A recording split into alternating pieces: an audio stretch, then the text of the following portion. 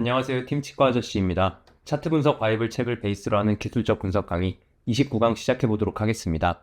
드디어 길었던 패턴 강의의 마지막 패턴인데요. 오늘 다룰 패턴은 그리 복잡하지 않으니 쉽게 이해하실 수 있으실 것입니다. 오늘 강의의 내용은 차트 분석 바이블 책의 3장 9강 울프 웨이브 패턴 파트를 베이스로 하고 있습니다. 혹여 책을 갖고 있지 않더라도 네이버 프리미엄 콘텐츠 채널에 모두 업로드 되어 있는 내용이니 참고 부탁드립니다. 그럼 오늘 강의를 시작해 보도록 하겠습니다. 오늘 강의에서는요, 먼저 울프웨이브 패턴의 기초 개념과 형태, 특징을 알아볼 것이고요.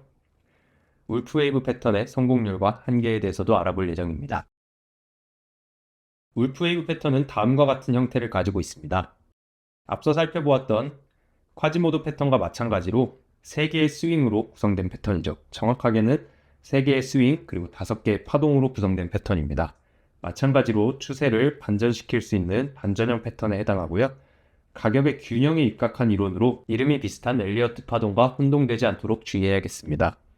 가격의 균형에 입각했기 때문에 시장의 종류와 타임프레임을 가리지 않고 언제 어디서나 나타날 수 있는 패턴에 해당합니다. 그럼 울프웨이브 패턴과 엘리어트 파동에 대해 잠깐 비교해보고 넘어가도록 하죠. 패턴을 창시한 빌 울프라는 경제학자는 다음과 같이 설명했습니다. 울프웨이브 패턴은 뉴턴의 법칙 중 작용, 반작용에 기반을 두었다고 했네요. 이를 밸런스라고 단순화하였고요. 즉, 울프웨이브 패턴은 가격의 작용, 반작용, 작용, 반작용, 작용, 반작용을 다룬 이론입니다.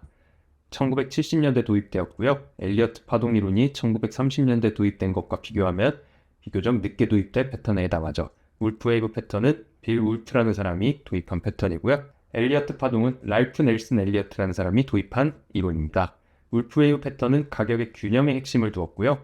따라서 뒤에서 다룰 하모닉 패턴과도 유사한 패턴이라 할 수 있겠네요. 반대로 엘리어트 파동은 패턴 그 자체, 즉 프랙탈의 원리에 집중하는 이론입니다. 이처럼 두 파동에는 차이가 있기 때문에 반드시 알아두셔야겠습니다. 먼저 울프웨이브 패턴의 공통 성립 조건부터 살펴보도록 하죠. 울프웨이브 패턴은 작용과 반작용, 그리고 균형을 중시하는 이론이기 때문에 5개 파동의 시간 간격은 비슷할수록 좋습니다.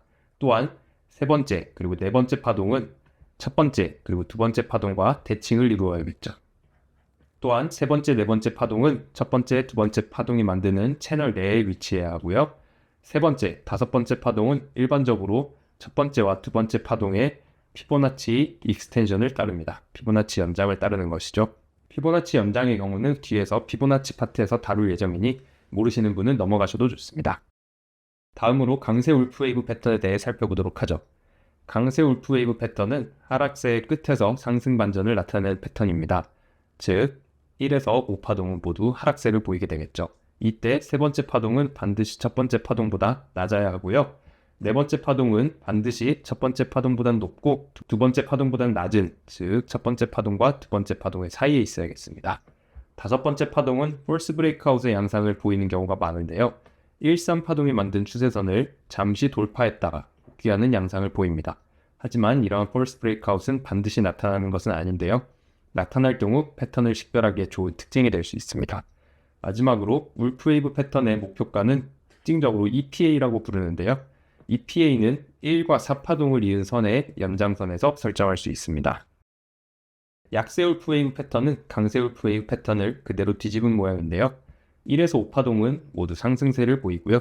세 번째 파동은 첫 번째 파동보다 높아야 하며 네 번째 파동은 첫 번째 파동보다 낮고 두 번째 파동보다 높아서, 즉 사이에 있어야겠습니다. 다섯 번째 파동은 first breakout 양상을 보이고요. 1~3파동의 추세선을 잠시 돌파했다가 다시 트레이딩 레인지로 복귀하게 되겠습니다. 마찬가지로 반드시 나타나는 것은 아님에 주의하시기 바랍니다. 이 PA는 마찬가지로 1~4파동을 이은 선의 연장선으로 설정할 수 있으며 약세 울프웨이브 패턴의 경우 숏 포지션에 진입하는 패턴이 되겠죠. 울프웨이브 패턴과 쐐기형 패턴이 합쳐져서 나타나는 양상에 대해서도 살펴보도록 하겠습니다. 앞서 살펴본 사례는요, 울프웨이브 패턴이 채널 형태를 만들며 형성되는 예시였습니다. 하지만 울프웨이브 패턴의 추세선이 수렴할 경우 쐐기형 패턴의 형태를 나타낼 수도 있습니다. 울프웨이브 패턴도 쐐기형 패턴도 모두 기본적으로는 반전형 패턴에 해당하겠죠. 또한 쐐기형 패턴까지 조합될 경우 타겟 타임까지도 예측 가능하다는 장점이 있습니다. 강세 울프 웨이브와 하락세 기가 만나서 상승 반전을 나타내는 것, 그리고 약세 울프 웨이브와 상승세 기가 만나서 하락 반전을 나타내는 것 두 가지 모두 가능하겠죠. 여기서 보시면 추세선에 연장선을 그어서 ETA, 즉 목표 시간을 설정할 수 있고요. 일사파동의 연장선을 그어서 EPA, 즉 목표 가를 설정할 수 있겠네요. 마찬가지로 약세 울프 웨이브 같은 경우에도 추세선을 연장시켜서 ETA를, 그리고 일사파동을 연장시켜서 EPA를 구할 수 있는 것을 볼 수 있습니다. 다음으로 알아볼 것은 울프 웨이브 패턴의 성공률과 한계인데요. 포렉스 센트럴에서는 6,269개의 울프 웨이브 패턴을 분석하여 통계를 내었습니다. 가격이 2파에 도달할 확률은 36%, EPA에 도달할 확률은 41%, 4파에 도달할 확률은 56%에 달했네요. 5% 미만의 상승을 보이는 경우 16%, EPA에 도달하였으나 최종적으로 5파 밑으로 하락한 경우 15%, EPA에 도달하지 못하고 최종적으로 하락한 경우가 49%가 되었습니다. 보다 자세히 해석해 보도록 하겠습니다. 먼저 모든 경우에서 약 41%가 EPA에 도달했다는 것을 볼 수 있습니다. 4파를 목표가로 두었을 경우 EPA보다 조금 낮죠? 무려 56%의 승률을 보였는데요. 이는 분할 수익 실현의 중요성을 설명하는 것이라 볼 수 있겠습니다.